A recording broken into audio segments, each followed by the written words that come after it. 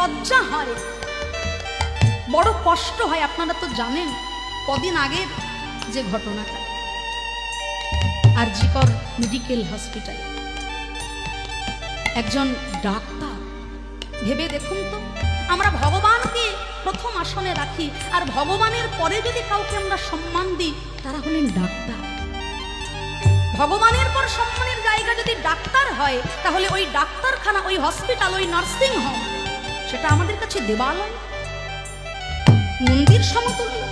কিন্তু সেই রকম একটা জায়গায় একজন নারী জাতিকে কিভাবে অপদস্থ করে, একবার ভেবে দেখুন তো। আমরাও তো নারী জাতি, নারী আমরাও, সন্তান আমাদেরও ঘরে বড় হচ্ছে। আজকে এত মিটিং, এত মিছিল,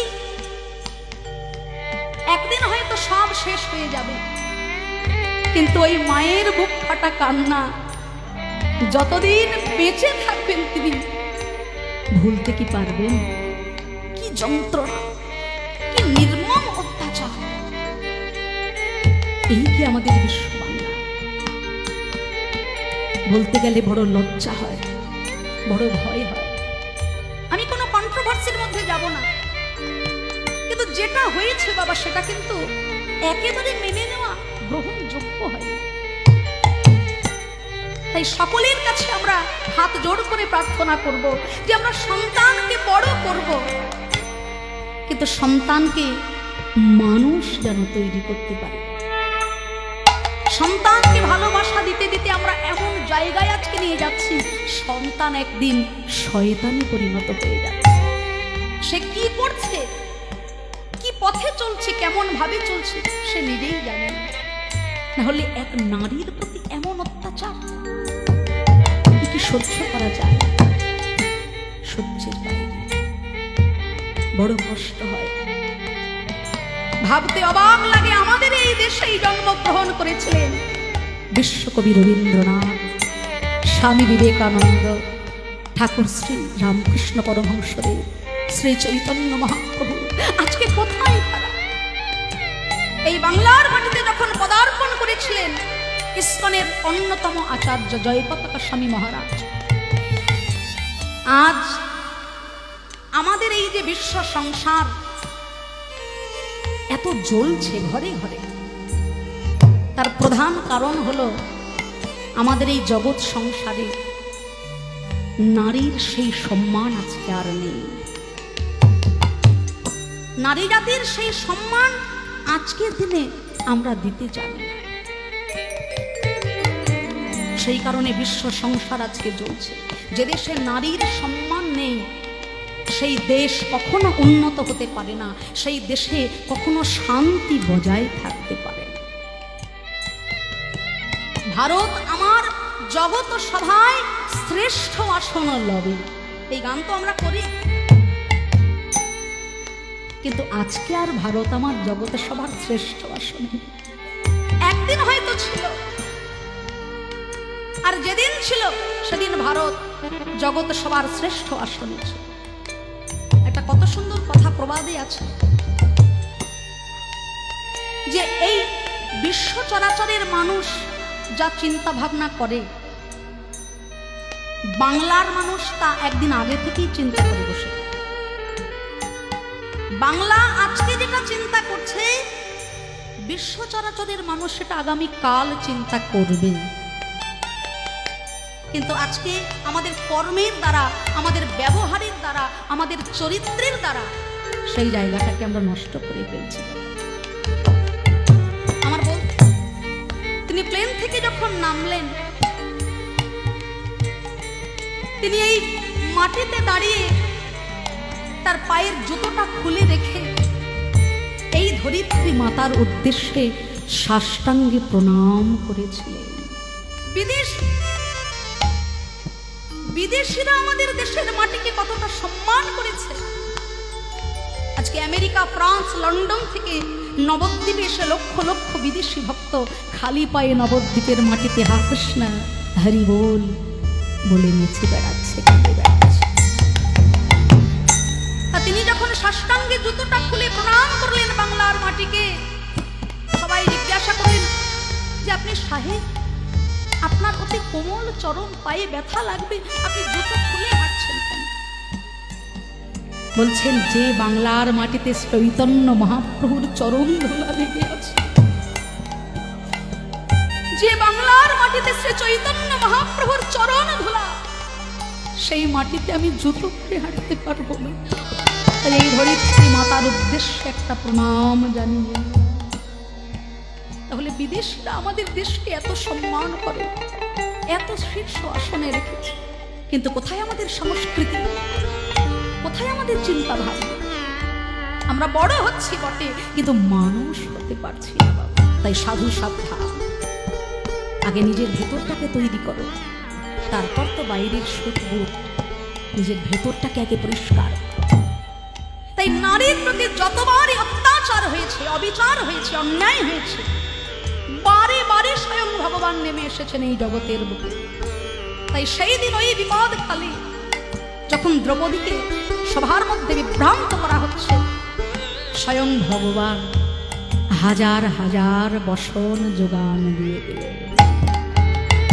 কেন না, যখন ভগবান শিশুপালকে হত্যা করেছিলেন, শিশুপালকে হত্যা করার সময় ভগবানের আঙুলটা একটু কেটে গিয়েছিল সুদর্শন চক্রের স্পর্শ। তারা সবাই জানেন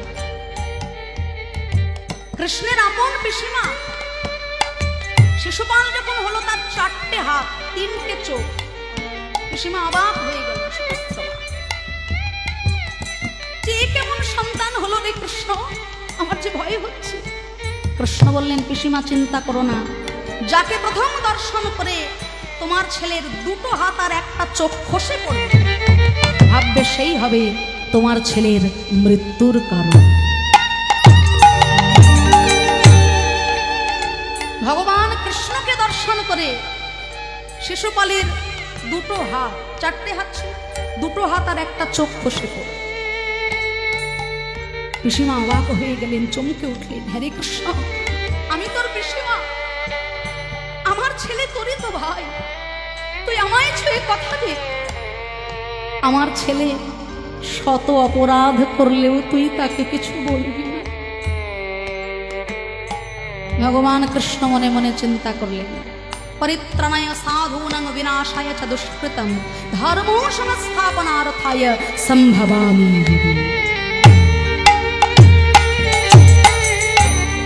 যুগে যুগে আমার জগতে আগমনের কারণ হেতু হলো এইগুলো, 3টে কারণ। পরিত্রাণায় সাধূনাং, সাধুদেরকে পরিত্রাণ করার জন্য, বিনাশায় চ দুষ্কৃতম, দুষ্কৃতিকে বিনাশ করার জন্য, আর ধর্ম সংস্থাপনার্থায়, ধর্মকে সংস্থাপন করার জন্য। তা দুষ্ট যদি হয়, সে আমার যতই আপন হোক না কেন, আপোষ তো করতে পারবো। কিন্তু পিসিমা যখন বললেন, আমায় কথা দে, শত অপরাধেও তুই আমার ছেলেকে কিছু বলতে পারবি। ভগবান কথা দিলেন, পিসিমা কথা দিলাম, শত অপরাধ করলেও তোমার ছেলেকে আমি কিছু বলবো। কিন্তু চতুরের শিরোমণি শ্রী গোবিন্দ মনে মনে চিন্তা করলেন, 100 অপরাধে কিছু বলবো না বলেছি, কিন্তু 101 অপরাধ যেদিন হয়ে যাবে বাবা, সেদিন আর রক্ষা থাকবে। ভেবে দেখুন, একটা কথা শোনার সঙ্গে সঙ্গে ধ্বংস করে দেওয়ার ক্ষমতা থাকা সত্ত্বেও ভক্তের কাছে দেওয়া প্রতিজ্ঞা রাখার জন্য যিনি আরো 99টা কথা শ্রবণ করলেন, তিনি হলেন জগৎ জীবন কৃষ্ণ। বিশ্ব ব্রহ্মাণ্ডের অধীশ্বর হয়েও ভক্তের রথের সারথি যিনি, তিনি হলেন ভগবান শ্রীকৃষ্ণ। সুদর্শন চক্রের মতো এত শক্তিধারী অস্ত্র থাকা সত্ত্বেও হাতের মোহন ও মুরলি দিয়ে প্রেমের বন্যায় যিনি জগৎ ভাসালেন, তিনি হলেন ভগবান শ্রীকৃষ্ণ। দ্বারকার মতো এত বড় বৈভব থাকা সত্ত্বেও সুদামার চরণ সেবা করে তার চরণের জল যিনি পান করলেন, তিনি হলেন। আমরা গান করে বেড়াই, কৃষ্ণ করলে লীলা, আমরা করলে বিলা। কৃষ্ণ কি এত মুখের কথা? সর ঐশ্বর্যপূর্ণ স্বয়ং ভগবান, তার সঙ্গে সাধারণ মানুষ। তা 100 অপরাধ ভগবান সহ্য করে যাচ্ছে। রাজস্ব যজ্ঞ করলেন যুধিষ্ঠির মহারাজ। যুধিষ্ঠির মহারাজ বললেন যে এত বড় রাজস্ব যজ্ঞে কে কি ভার নেবে? ভগবান বললেন ভীমকে আমি সকলকে সেবাদ্রব্য পরিবেশনের দায়িত্ব দেব। ভীম যে বেশি পেটুক, যে খেতে বেশি ভালোবাসে, তাকে যদি পরিবেশনের দায়িত্ব দিয়ে দেন বাবা, সে কি বেশি খেতে পারবে? সে জানবে যে আমি যদি বেশি খেয়ে ফেলি, পরিবেশনের সময় আমারই কপালে দুঃখ আছে। তাই ভীমকে দিলেন পরিবেশনের দায়িত্ব। সবাই যে যার দায়িত্ব পালন করতে ব্যস্ত, আর ভগবান তখন কেঁদে কেঁদে বললেন শোন, এই এত বড় রাজস্ব যজ্ঞে, এই এত বড় রাজস্ব যজ্ঞে সবাই সবার কাজ করবে, আর আমারও একটা কাজ আছে। কি কাজ জানো? এই যজ্ঞে যত সাধু গুরু বৈষ্ণব আসবেন, আমি নিজ হাতে কি করব জানো? তাদের চরণ দুটি ধুমাইয়ে দেব।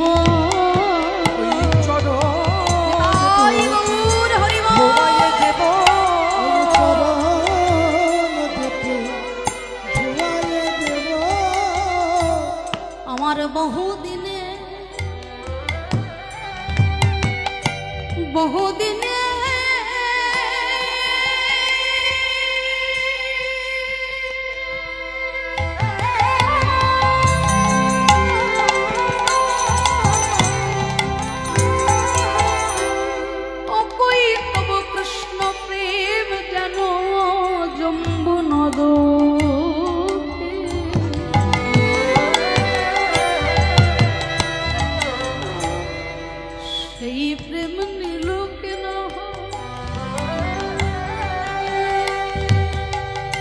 যদি হয় যোগ, তবে তার না হয় বিয়োগ।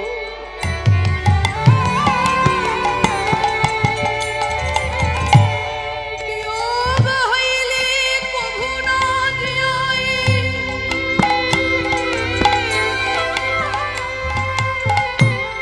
ভক্তের সঙ্গে ভগবানের যোগাযোগ,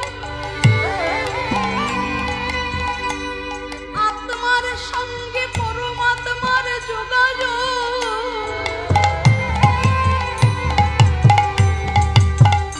সৎ গুরুদেবের সঙ্গে সৎ শিষ্যের যোগাযোগ।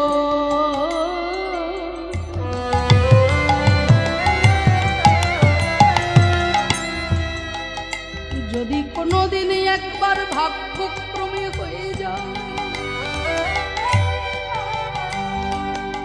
না, তবে তো আর বিয়োগ হয় না।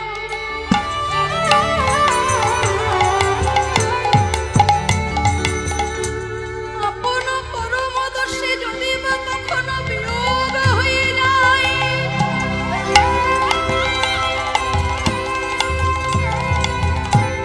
তবে সে তো আর প্রাণে বাঁচে না।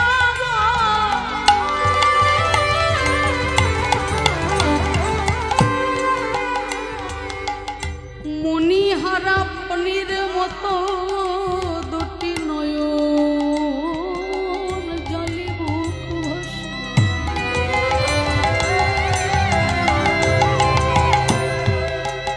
মধুর বৃন্দাবনের পথে পথে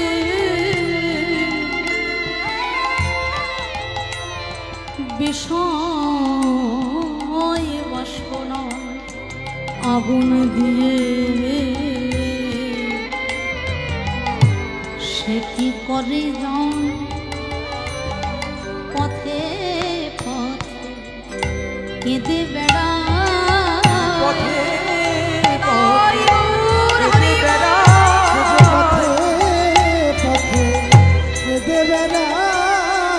হ্যাঁ গোবিন্দ তোমার, গোবিন্দ তোমার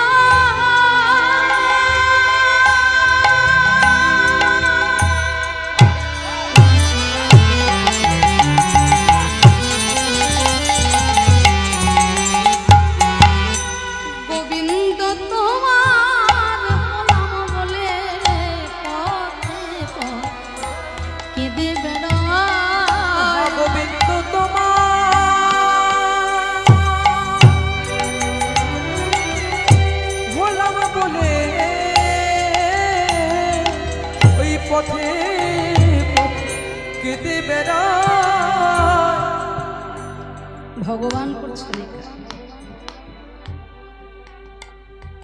ভগবান বললেন এই রাজসযজ্ঞে যারা যারা আসবে, যত মহাভক্ত যত বৈষ্ণবগণ আসবে, আমি নিজের হাতে সবার চরণ দুটো ধুয়ে দেব। ব্রহ্মাণ্ড ভূমিতে কোনো ভাগ্যবান জীব গুরু কৃষ্ণ প্রসাদে পাই ভক্তিলতা নিজে আচরণ করে ভগবান শিখিয়ে দেন। বাড়িতে যদি সাধু আসে, বাড়িতে যদি বৈষ্ণব আসে, তাকে কেমন ভাবে সেবা করতে হবে। বিশ্ব ব্রহ্মাণ্ডের অধীশ্বর হয়েও, বিভাবটা কমিয়ে দিন, বিশ্ব ব্রহ্মাণ্ডের অধীশ্বর হয়েও তিনি নিজের হাতে করে ভক্তের চরণ দুটো ধুয়ে দিচ্ছে, আর ওই চরণ ধৌত জল নিজে পান করছে। হে জগতের জীব, তোমরাও শিখে নাও। বাড়িতে যদি কোনোদিন সাধু আসে, বৈষ্ণব আসে, তাকে এমনিভাবে সেবা করো। আজ থেকে 10 বছর, প্রায় 8-10 বছর আগে, খুব ছোটবেলা থেকেই তো আপনাদের আশীর্বাদ মাথায় নিয়ে, মা বাবার আশীর্বাদ মাথায় নিয়ে 5.5 বছর বয়স থেকে এই কীর্তনের পথ চলা শুরু। অনেক ভক্তের চরণ ধুলা, প্রাণ ভরা আশীর্বাদ পেয়েছি। সে যোগ্যতা আমার নেই, তবু আপনারা নিজ গুণে কৃপা করে চরণে স্থান দিয়েছেন। তা 8 থেকে 10 বছর আগে বাবার সঙ্গে যখন গ্রামে গ্রামে কীর্তন করতে যেতাম, সেই যে ভালোবাসা, সেই যে মানুষের আবেগ, একটা কীর্তনের গাড়ি এলে 25 থেকে 30 জন মানুষ কি 50 জন মানুষ রাস্তায় লাইন দিয়ে দাঁড়িয়ে থাকতো, গাড়ি থেকে কোন কীর্তনিয়া নামছে একটু দেখ। যখন কোনো ভক্তের বাড়িতে প্রবেশ করতাম কীর্তন করার জন্য, জলধারা নিয়ে সেই বাড়ির মালিক মালকিন দাঁড়িয়ে থাকতেন, প্রত্যেকের পা দুটো ধুইয়ে দিতেন। একজন দাঁড়িয়ে থাকতেন, গামছা দিয়ে পা দুটো মুছিয়ে দিতেন, বসাতেন তাদের সব থেকে ভালো জায়গাটা করে অন্দরমহলে। আজকে আর সেদিন নাই, সেই রকম কীর্তনীয় আজকে আর নাই, সেরকম ভক্ত পরিবেশও আজকে আর নাই। শুধু যে এখানে ভক্তের দোষ দেব তা নয়, দোষ উভয় পক্ষে। কেননা ভক্তরাও জেনে গিয়েছে যে কীর্তন তুমি যতই করো না বাবা, কীর্তনের পরে থুতু দিয়ে কড়কড়ে নোটগুলো কিন্তু তুমি গুনে নিয়ে বাড়ি চলে যাবে। কি বাবা, অপরাধ নেবেন না? আগেকার দিনে কমিটিরা সারা গ্রামে ভিক্ষা করে 500, 1000, 2000 টাকা যদি কম দিতেন, কোনো কীর্তনিয়া কিন্তু কটু কথা বলতেন, তার দুর্ব্যবহার করতেন না। যেটুকু দিতেন মাথা পেতে নিয়ে তাদের পথ চলার মতো যেটুকু পেতেন নিয়ে চলতেন। এখনকার দিনে 30,000 টাকা যদি আপনার বাজেট হয় না, কীর্তনিয়া মোটামুটি 40,000 হলে মোটামুটি থেকে একটু ভালো, 50,000 হলে দারুণ কীর্তনিয়া, আর 70-80,000 হলে তো বাবা কীর্তন বিশারদ। আবার কেউ বলবে কীর্তন কুইন, কীর্তনের একেবারে এলিজাবেথ। তা আমরা কীর্তন কুইনও হতে চাই না, কীর্তন সম্রাটও হতে পারবো না। আপনাদের মতো সাধুগুরু বৈষ্ণবের চরণতলে থাকতে পারলেই যথেষ্ট। তা কীর্তনের যে পরিবেশ, যে পরিস্থিতি আগে আমি দেখেছি আমার এই ছোট্ট জীবনে, এই ছোট্ট এই কদিনের চলার পথে, যেটুকু পরিবর্তন আজকে আমি লক্ষ্য করছি, আজ থেকে 10 বছর আগের হরিবাসর আর এখনকার হরিবাসর, বছরে যদি 365টা দিন হয়, আমি যদি সেই রকম ভাবে কীর্তন করতাম 300টা দিনই আমার কীর্তন হতো। কিন্তু 150 থেকে 200 পালা কীর্তন আমার ফেরত যায় ভক্তদের ডিমান্ডের কারণে। কিরকম ডিমান্ড? না দিদি গান তো যা হওয়ার হবে, গানের পরে কিন্তু 10খানা ভজন আপনাকে করতেই হবে। বাড়ির ছেলে মেয়েরা একটু নাচতে চায়, আপনাদের একটু ভালো করে নাচিয়ে দিয়ে যেতে হবে। এই কথাটা যখন শুনলাম, দাদা দয়া করে আপনার অ্যাডভান্সটা ফেরত নিয়ে নেবেন, আমি যেতে পারছি। আজকালকার দিনে কীর্তনে কতটা কাঁদলাম, কতটা হরি কথা বললাম, কতটা কৃষ্ণ কথা বললাম, কতটা ভাবরাজ্যে প্রবেশ করতে পারলাম, এটা আমরা দেখবো না। কীর্তনিয়া এসে আমাদেরকে কতটা নাচিয়ে দিয়ে যেতে পারলাম, এটা আমরা খুব ভালো জানি, তাই না? সারা গ্রামের লোক অপেক্ষা করে বসে আছে, 1 বছর ধরে নাচে। ওই কীর্তনিয়া আসবে 10খানা 20খানা ভজন করে কিভাবে নাচাতে পারে। আর সঙ্গে একবারে মদের ফোয়ারা, বলছি বলে অপরাধ নেবেন না, আমি ভুক্তভোগী। এগুলোর সঙ্গে তো আমি নিজেকে খাপ খাওয়াতে পারছি না, তাই বলতে বড় কষ্ট হচ্ছে। তাই এরকম পরিবেশ আমাদের ছিল না। এই যে পরিবেশটা আজকে আমরা দেখছি, এই পরিবেশের জন্য কিন্তু শুধু আপনারা দায়ী না, তাই আমার মতো কিছু কীর্তনিয়া যারা। পরিবেশটার জন্য আমি আপনাদেরকে দায়ী করছি না, আপনাদেরকে আমরা এমন ভাবে তৈরি করে নিয়েছি। নাচাতে নাচাতে নাচাতে নাচাতে এমন জায়গায় পৌঁছে গেছি যে কীর্তনের যে আদি তত্ত্ব, মাধুর্য, রস, প্রেম, সবটাই আজকে আমরা বিসর্জন দিয়ে শুধু ওই ভজনে নাচানাচিটাই সার করেছি। এটা সার তত্ত্ব নয়। হ্যাঁ, ভজন আমরাও করব, যেটুকু না করলে নয়, শেষে 1-2 ভজনে আমরা মার্জিতভাবে গাইব, মার্জিতভাবে নৃত্য করব। তার মানে পাগলের মতো, এটা কীর্তনের পরিবেশ নয়। তাই সেই রকমের কীর্তনিয়া আজকে যেমন নেই, সেই রকমের পরিবেশও আজকে তেমন নেই। তাই ভগবান আচরণ করে শেখালেন। অনেক ভাগ্যের ফলে গৃহে বৈষ্ণব আসিয়াবে, অল্প ভাগ্যে হয় না। ভগবান নিজের হাতে সবার চরণ দুটো ধরে, আর সেই সভায় শিশুপাল একটার পর একটা অপরাধমূলক কথা যখন ভগবানকে বলে গেলেন, 100টা অপরাধ যখন তার পূর্ণ হয়ে গেল, 101 অপরাধ যখন করলেন, সুদর্শন চক্রকে ডাকলেন, হে সুদর্শন। সুদর্শন চক্রের স্পর্শে শিশুপাল তো হত্যা হয়ে গেল, কিন্তু সেই সভায় ঘটে গেল আশ্চর্য একটা ঘটনা।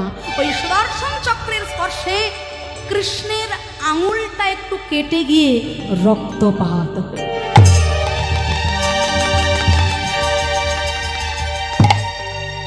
ভক্তমণ্ডলী, ভক্তিমতী মায়েরা ভালো করে আস্বাদন করুন। কৃষ্ণের আঙুল কেটে রক্ত। সভা মধ্যে যারা যারা কৃষ্ণকে প্রাণ দিয়ে ভালোবাসে, বোন সুভদ্রা, পিসিমা কুন্তি দেবী, এনারা ব্যস্ত হয়ে গেলেন, চঞ্চল হয়ে গেলেন। কেন? তাদের প্রাণের প্রাণ কৃষ্ণের আঙুল থেকে রক্তপাত। তারা এদিক ওদিক ছুটে যাচ্ছেন। কেন? 1 টুকরো কাপড় যদি পাই, কৃষ্ণের আঙুলটা তাড়াতাড়ি বেঁধে দেব। আর সেই সভায় উপস্থিত দ্রৌপদী, তিনি কি করলেন? তিনি এদিক ওদিকে কাপড় খোঁজার সময় পেলেন না। অঙ্গে যে বসন, যে কাপড়টা পরেছিলেন, সেই কাপড়ের আঁচলটা ছিঁড়ে দিয়ে কৃষ্ণের আঙুলটা বেঁধে দিলেন। ভগবান কৃষ্ণ আমার মনে মনে চিন্তা করি,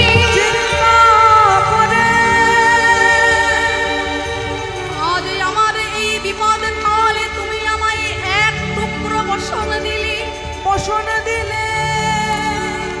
আমি তোমায় কথা দিলাম, তোমার যখন এই বসনের প্রয়োজন হবে, শোনো হে দ্রৌপদী, আমি তোমায় 1000 হাজার বসন দেব। হাজার হাজার বসন দিব, হাজার হাজার বসন দিব। আমি এই না কথা দিলাম তোমায়, 1000 হাজার বসন দিব। আমি এই না কথা দিলাম তোমায়, শোনো দ্রৌপদী, জানাই তোমায়, না কথা দিলাম তোমায়, জানাই তোমায়, আমি না কথা দিলাম তোমায়, আমি এই না কথা দিলাম তোমায়।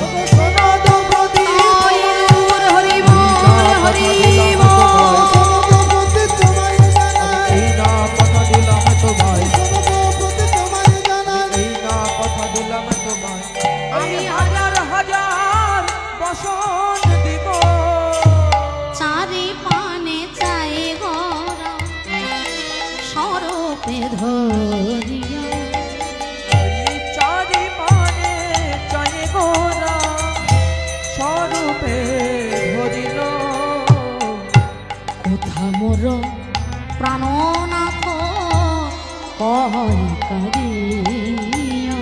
এই কথা মোর প্রাণনাথ কহে কাঁদিল। স্বরূপ রাম রায় ধরি